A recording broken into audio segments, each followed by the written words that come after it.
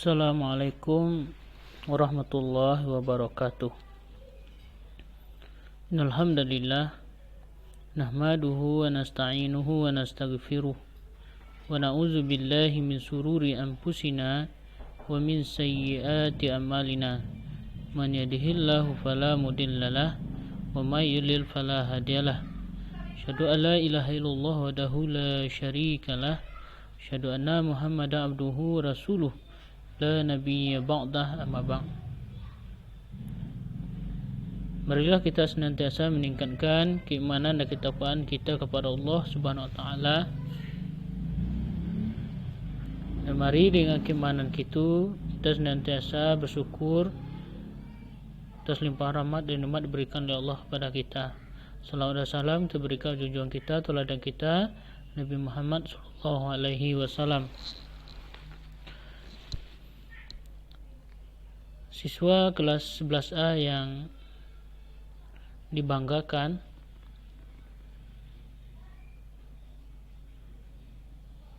melalui video ini kita kembali melanjutkan materi pembelajaran kita, yang mana pada pertemuan sebelumnya kita telah membahas tentang kependudukan Jepang di Indonesia. Nah, pada video kali ini kita akan bahas tentang Indonesia merdeka.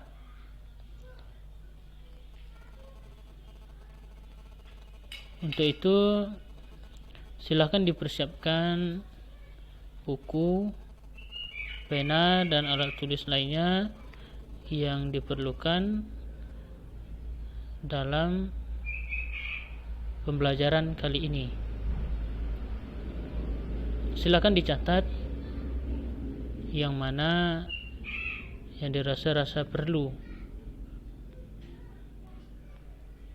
Siswa kelas 11 yang dibanggakan,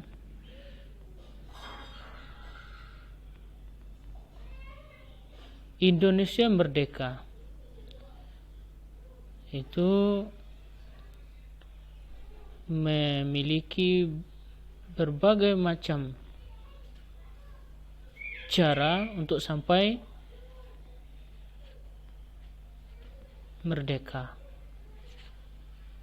Nah, pada pembahasan kali ini diharapkan setelah belajar materi ini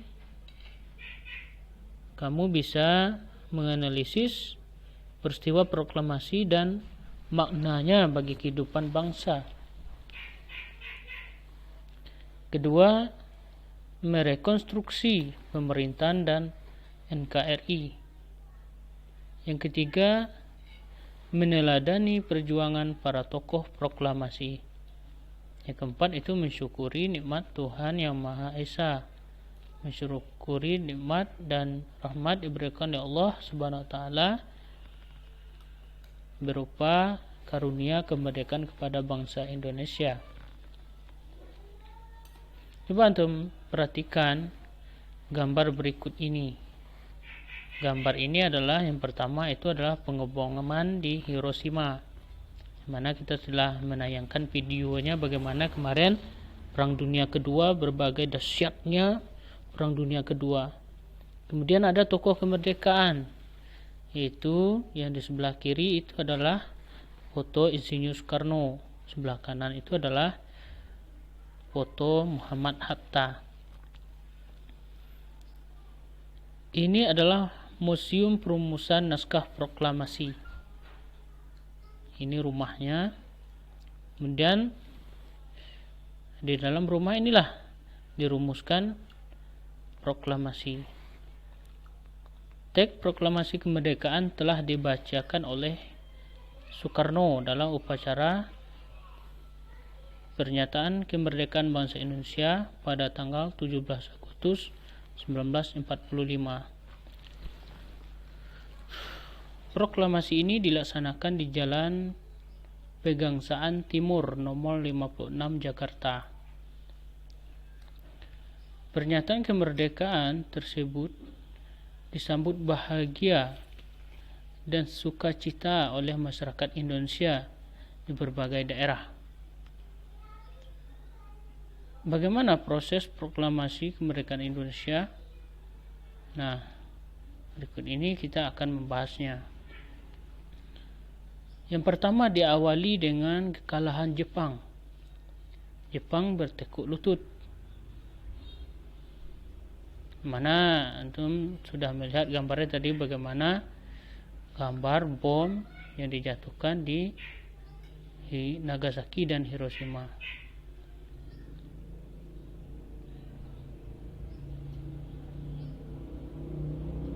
Ini diawali dengan keinginan Amerika Serikat untuk segera menyelesaikan perang yang dilakukan dengan mengirimkan pesawat pembawa bom atom ke Jepang pada tanggal 6 Agustus 1945. Bom atom pertama diledakkan di kota Hiroshima. Sementara pada tanggal 9 Agustus 1945, bom atom dijatuhkan di kota Nagasaki. Digambarkan oleh masyarakat yang selamat di kedua kota tersebut bahwa ledakan bom atom seperti gunung api yang jatuh ke bumi. Tiba-tiba langit terang seperti ada kilat. Disusul berbagai benda berhamburan terbang bersamaan. Bersamaan itu berbagai makhluk hidup meregang nyawa, kehilangan anggota badan, bahkan hancur berkeping-keping. Lalu bagaimana dampaknya bom atom bagi Jepang? Dengan kehancuran kota Nagasaki dan Hiroshima, ini telah menjatuhkan semangat dan martabat bangsa Jepang. Mereka tidak dapat menutup mata bahwa sekutu lebih unggul dalam persenjataan. Apabila perang dilanjutkan, Jepang akan lebih hancur. Akhirnya Kaisar Jepang memutuskan untuk menyerah tanpa syarat kepada sekutu. Penyerahan Jepang kepada sekutu pada tanggal 15 Agustus 1945 inilah yang menandai berakhirnya Perang Dunia Kedua. Namun sebenarnya tanda-tanda kekalahan Jepang dalam Perang Dunia Kedua sudah terlihat sejak tahun 1943 dengan berhasil direbutnya beberapa wilayah oleh sekutu. Pengeboman Hiroshima dan Nagasaki merupakan faktor pemicu Jepang harus menyerah. Nah, kita kembali ke Indonesia. Bagaimana kondisi Indonesia pada saat itu? Dalam posisi semakin terjepit dalam perang melawan sekutu, Jepang terpaksa memberikan janji kemerdekaan kepada bangsa Indonesia. Komando Tentara Jepang Wilayah Selatan pada bulan Juli 1945 menyepakati dan akan memberikan kemerdekaan Indonesia pada 7 September 1945. Nah, pada tanggal 7 Agustus 1945, Jenderal Terauchi menyetujui pembentukan Dokuritsu Jumbi Inkai atau Panitia Persiapan Kemerdekaan Indonesia (PPKI) yang tugasnya melanjutkan pekerjaan BPUPKI. Lembaga PPKI ini diketahui oleh Insinyur Soekarno dengan wakilnya Dr. Andus Muhammad Hatta. Adapun panitia persiapan atau PPKI itu beranggotakan 21 orang dan semuanya orang Indonesia yang berasal dari berbagai daerah. Jawa 12 wakil, Sumatera 3 wakil, Sulawesi 2, Kalimantan 1, Sunda Kecil 1, Maluku 1, dan wakil dan golongan penduduk Cina 1. Jenderal Terauchi pada tanggal 9 Agustus 1945 memanggil Soekarno, Muhammad Hatta dan Rajiman Widyodiningrat untuk pergi ke Dalat Saigon. Saigon adalah salah satu pusat tentara Jepang pada tanggal 12 Agustus 1945. Jenderal Terauchi mengucapkan selamat kepada Soekarno dan Muhammad Hatta sebagai ketua dan wakil ketua PPKI.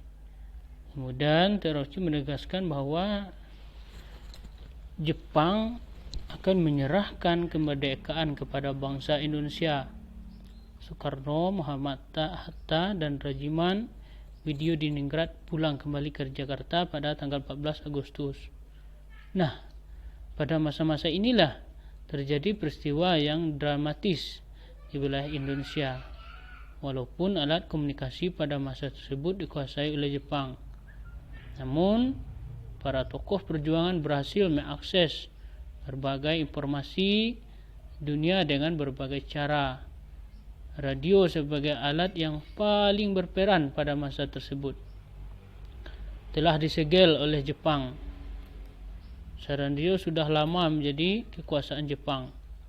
Untuk menerima siaran radio luar negeri pun masyarakat Indonesia tidak diizinkan. Hal ini disebabkan oleh ketakutan Jepang apabila bangsa Indonesia mengetahui perkembangan perang yang menunjukkan Jepang semakin terjepit. Namun, para tokoh pergerakan tidak kurang akal. Mereka berhasil menyembunyikan beberapa radio gelap yang dapat digunakan untuk mendengarkan berbagai siaran radio luar negeri seperti BBC London. Kemudian bahasan kita yang kedua adalah tentang peristiwa Rengas Dengklok. Peristiwa Rengas Dengklok pada tanggal 15 Agustus 1945, hari-hari menjelang kemerdekaan. Hari ini merupakan hari menegangkan bagi bangsa Jepang dan bangsa Indonesia. Bagi bangsa Indonesia, Jepang, tanggal tersebut merupakan titik akhir nyali mereka dalam melanjutkan Perang Dunia Kedua. Menyerah pada sekutu adalah pilihan yang sangat pahit, tetapi harus dilakukan. Bagi bangsa Indonesia, tanggal tersebut justru menjadi kesempatan baik untuk mempercepat proklamasi kemerdekaan. Sehingga para pemuda, kaum muda yang melakukan gerakan bawah tanah segera mengetahui berita penyerahan Jepang. Para pemuda mendesak para tokoh senior untuk segera memproklamasikan kemerdekaan Indonesia. Sultan Syahrir yang merupakan tokoh pemuda yang aktif dalam gerakan bawah tanah telah mengetahui berita penyerahan Jepang kepada sekutu dari siaran radio. Oleh kerana itu, ia segera menemui Muhammad Hatta di kediamannya. Syahrir mendesak agar Soekarno dan Muhammad Hatta segera memerdekakan Indonesia. Kira-kira pukul 14.00, Syahrir berhasil menemui Bung Hatta yang baru saja datang dari Dalat. Saigon Syahrir menyampaikan informasi tentang menyerahnya Jepang kepada sekutu. Oleh kerana itu, agar Soekarno dan Muhammad Hatta mau menyatakan kemerdekaan. Namun Hatta tidak bersedia dan akan membicarakan dengan Bung Karno. Oleh kerana itu, Bung Hatta Syahrir pergi ke kediaman Bung Karno. Syahrir menyampaikan hal yang sama saat bertemu Muhammad Hatta, agar Bung Karno dan Bung Hatta mau memerdekakan Indonesia karena Jepang telah menyerah. Tapi Bung Karno belum bersedia sambil mencari kebenaran berita tentang menyerahnya Jepang pada sekutu. Mengapa Soekarno dan Hatta menolak?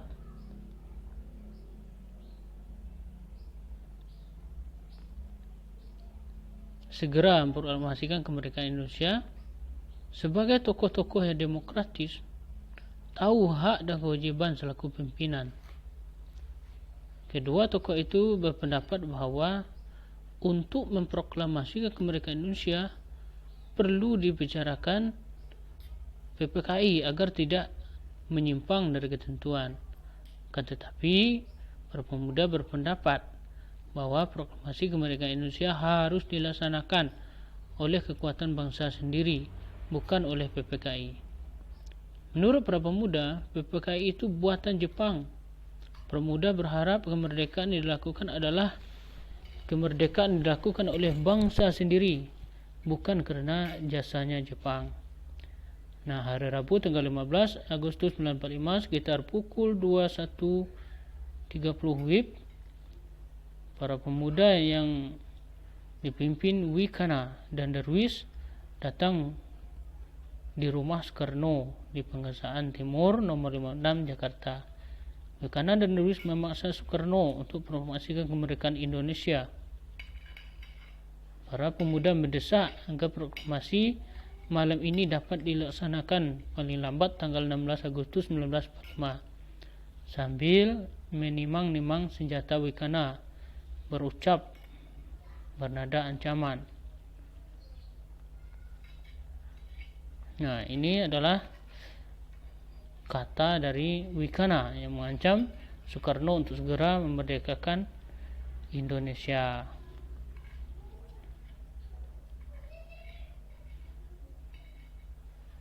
Kemudian Bung Karno minta Bung Hatta untuk mengundang para tokoh PPKI pada tanggal 16 Agustus 1945 untuk rapat membahas keadaan terakhir Indonesia dan persiapan untuk kemerdekaan Indonesia. Para pemuda malam itu sekitar jam 12 malam tanggal 15 Agustus mengadakan pertemuan di Jalan Cikini 71 Jakarta. Para pemuda yang hadir antara lain Soekarni, Wikana, Yusuf Kunto, Khairul Saleh, dan Sudan Chosinggih. Mereka sepakat untuk membawa Soekarno dan Muhammad Hatta keluar kota. Tujuannya agar kedua tokoh ini jauh dari pengaruh Jepang dan bersedia memproklamasi kemerdekaan Indonesia. Para pemuda juga sepakat untuk menunjuk Sudan Chosinggih untuk memimpin pelaksanaan rencana tersebut.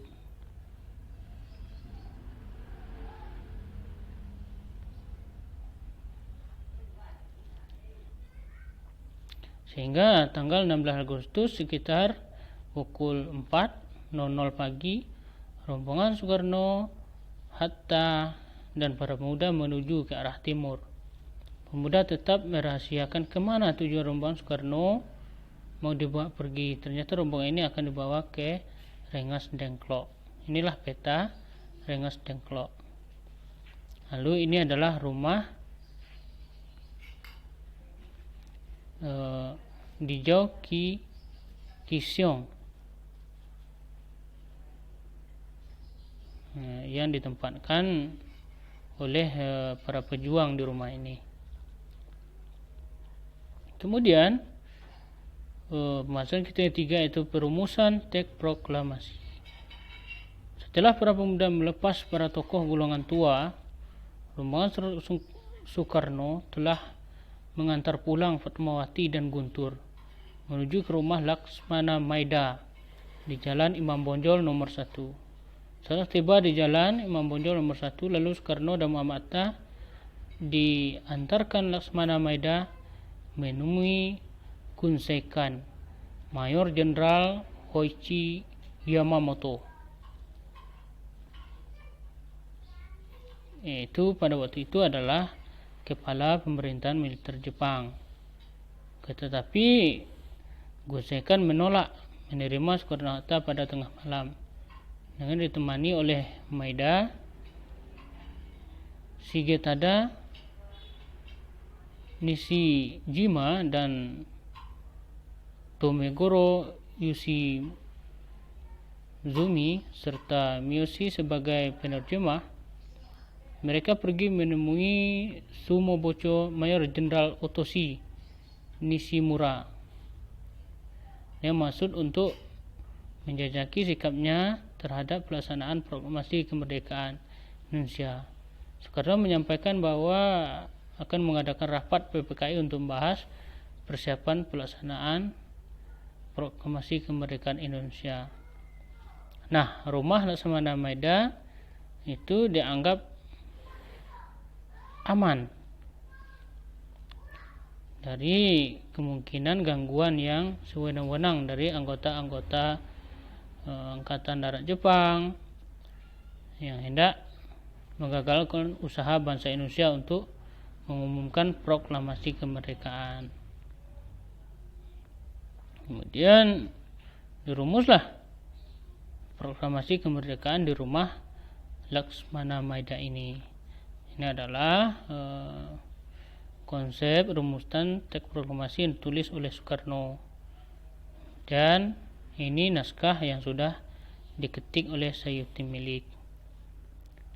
Sehingga pada pukul 5 pagi tanggal 17 Agustus 1945 para pemimpin dan pemuda keluar dari rumah Laksmana Maida dengan diliputi kebanggaan.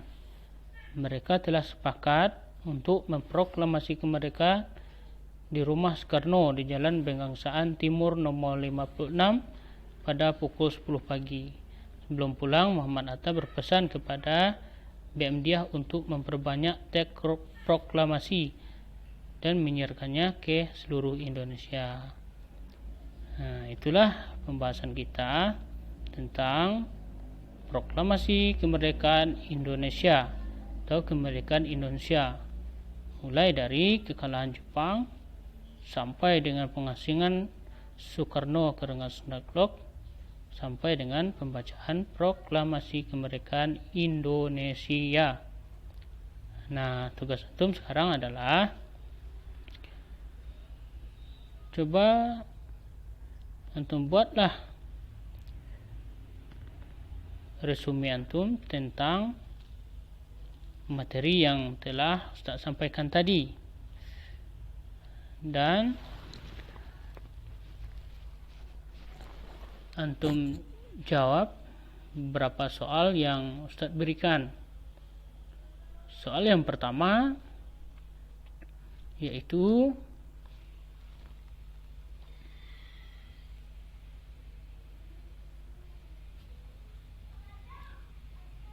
apa makna